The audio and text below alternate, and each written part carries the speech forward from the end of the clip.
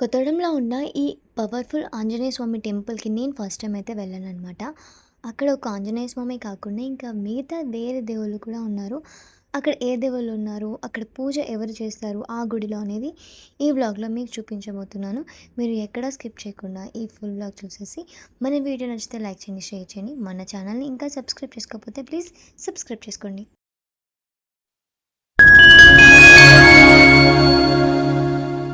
Hi everyone! Welcome back to my channel.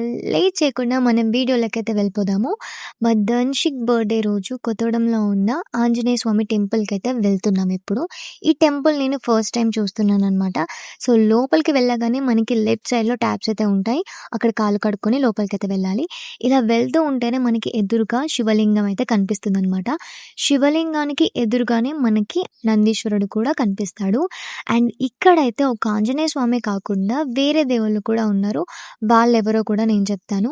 And ఇన్ని రోజుల నుంచి కొత్తగూడెంలో నాకు ఇలాంటి టెంపుల్ ఉందని ఇంతవరకు తెలీదనమాట. ఈ టెంపుల్ వచ్చేసి 200 ఏళ్ల క్రితం నాటి టెంపుల్ అనమాట. నేను అస్సలు అనుకోలేదు ఆంజనేయ స్వామిది ఇన్ని ఇయర్స్ ఒక టెంపుల్ ఇక్కడ ఉంటుందని చెప్పేసి. అండ్ మేము వెళ్ళేసరికి ఆల్రెడీ పూజ కంప్లీట్ అయిపోయింది. ఇంకా గంటలు అవన్నీ హారతి అయితే ఇస్తున్నారనమాట. సో, హారతి టైం వరకు మేమైతే టెంపుల్‌కైతే అందుకున్నాము. ఇక్కడ ఒక ఆంజనేయ స్వామే కాకుండా వేరే దేవుళ్ళు కూడా ఉన్నారని చెప్పాను కదా! వాళ్ళెవరో కూడా నేను చెప్తానిప్పుడు. ఆంజనేయ స్వామిని చూపించాలి అనంటే తనకంటే ముందు మనం రాముల వారిని చూడాలనమాట. ఎందుకనంటే ఆంజనేయ స్వామికి రాముడంటే ఎంత భక్తో మనందరికీ తెలుసు. సో, అయోధ్యలో రాముడినైతే ఎలా ప్రతిష్ఠించారో ఇక్కడ ఆంజనేయ స్వామికి ఎదురుగానే రాముల వారిని కూడా ప్రతిష్ఠించడం జరిగిందనమాట. సో, అయోధ్య రాముడైతే ఇక్కడైతే ఉన్నాడు. రాముడు, సీతాదేవి అలాగే లక్ష్మణుడు. ఆంజనేయ స్వామికి ఆపోజిట్‌గానే రాముల వారిని కూడా ప్రతిష్ఠించడం జరిగిందనమాట. సో, అయ్యగారైతే ఇక్కడ మా అందరికీ హారతయితే ఇస్తున్నారు. ఇక్కడ పూజ చేసేది ఎవరంటే మార్వాడీస్ అనమాట. సో, వీళ్ళే పూజ చేస్తూ ఉంటారు. ఇంకా మేమైతే హారతి తీసుకున్నాము. రాముల వారిని చూపించాను కదా! ఇప్పుడు నెక్స్ట్ ఏ దేవుడున్నాడో చూపిస్తాను. అంతకంటే ముందు నేను ఎప్పటినుంచో కృష్ణుడి టెంపుల్‌కి వెళ్ళాలని అనుకునేదాన్ని. కానీ నాకు ఎక్కడ కృష్ణుడు టెంపుల్ కనిపించలేదు. కానీ ఈ రాములవారి టెంపుల్ దగ్గరే నాకు శ్రీకృష్ణుడు కూడా కనిపించాడనమాట. ఆంజనేయ స్వామి టెంపుల్‌కని వస్తే ఇక్కడ రాముల వారు, అలాగే కృష్ణుడు సమేతంగా రాధ కనిపించారనమాట. నేనైతే చాలా హ్యాపీగా ఫీల్ అయ్యాను. శ్రీకృష్ణుడిని కూడా చూశానని చెప్పేసి. ఇంకా అయ్యగారు వేరొక రూమ్‌లోకెళ్తున్నారు కదా! అక్కడ ఎవరున్నారంటే వినాయకుడు ఉన్నాడనమాట. వినాయకుడు వెనకనే శివుడు అలాగే పార్వతీదేవి కనిపిస్తారు. ఇంకొక రూమ్‌కి వెళ్తున్నారు చూడండి. అక్కడైతే దుర్గామాత, సరస్వతీదేవి, కాళికామాత, గాయత్రీదేవి వీళ్ళైతే ఉన్నారనమాట. అండ్ ఇంకొక టెంపుల్‌లో పక్కనే ఇంకొక రూమ్ ఉంటుంది. ఆ రూమ్‌లో వచ్చేసి దత్తాత్రేయ స్వామి, అలాగే సాయిబాబా ఉంటారు. అండ్ ఇంకొక రూమ్‌లో అయితే మనకి శివుడు ఉంటాడనమాట. సో, శివలింగం చేసి.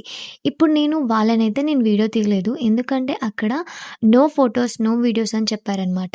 సో, ఈ వీడియోసే నేను తెలియకుండా తీశాను. కానీ ఎందుకని చెప్పేసి ఇంకా మిగతా వీడియోస్ తీయలేదు. కానీ ఇప్పుడైతే మనము ఆంజనేయ స్వామి దగ్గరికి వెళ్ళిపోదాము. ఇప్పుడు రాముల వారిని దర్శించుకున్నాం కదా! ఇప్పుడు ఆంజనేయ స్వామిని కూడా దర్శించేసుకుందాము. మీకు అక్కడ సైడ్ నుంచి చూస్తే రూమ్స్ అయితే కనిపిస్తూ ఉంటాయి చూడండి. ఒక్కొక్క రూమ్‌లో ఒక్కొక్క దేవుడైతే ఉన్నాడనమాట. సో, ఇప్పుడు మనం 200 ఏళ్ల క్రితం నాటి వెలసిన ఆంజనేయ స్వామినైతే చూడబోతున్నాము. అండ్ ఇక్కడొచ్చేసి మనకి ఆంజనేయ స్వామి భక్తులందరూ మాలలైతే వేసుకుంటున్నారు కదా! ఒక స్వామి అయితే మాల వేసుకొని టెంపుల్‌కైతే వచ్చారనమాట. సో, చూడండి 200 ఏళ్ల క్రితం నాటి ఆంజనేయ స్వామిని ఇప్పుడు మనం చూడబోతున్నాం. అలాగే నేను కూడా ఫస్ట్ టైమ్ చూశాననుకోండి. సో, పూజంతా అయిపోయిన తర్వాతకి పూజారి గారు మాకైతే బొట్టు పెట్టారు. అండ్ ఆ తర్వాతకి కూర్చొని చప్పట్లతో భజనైతే చేశామనమాట. సో, భజనైతే చాలా చాలా బావుంటుంది. భజన అయిపోయిన తర్వాతకి ప్రసాదం అయితే ఇస్తారనమాట. సో, టెంపుల్ అయితే చాలా చాలా బావుంది. కొత్తగూడెంలో ఉన్నవాళ్ళు ఎవరైనా ఈ టెంపుల్‌కి వెళ్ళినుంటే కామెంట్ సెక్షన్‌లో కామెంట్ చేయండి. నాకైతే ఈ టెంపుల్ చాలా చాలా బాగా నచ్చింది. ఆంజనేయ స్వామికి ఎంత పవర్ ఉందో మనందరికీ తెలుసు. అలాంటిది 200 ఏళ్ల క్రితం నాటి పవర్‌ఫుల్ టెంపుల్ అంటే మీరు అర్థం చేసుకోండి. ఇంకా టెంపుల్ లోపల చాలా చెట్లయితే ఉన్నాయి. చాలా ప్రశాంతంగా ఉంటుంది. ఇంకా చాలామంది వచ్చేసి వాటర్ తోటి ఇక్కడ శివలింగానికి అభిషేకం చేస్తున్నారు. టెంపుల్ అయితే చాలా బావుంది. చాలా ప్రశాంతంగా ఉంది. ఈ వీడియో మీ అందరికీ నచ్చితే లైక్ చేయండి, షేర్ చేయండి. మన ఛానెల్ సబ్స్క్రైబ్ చేసుకోండి.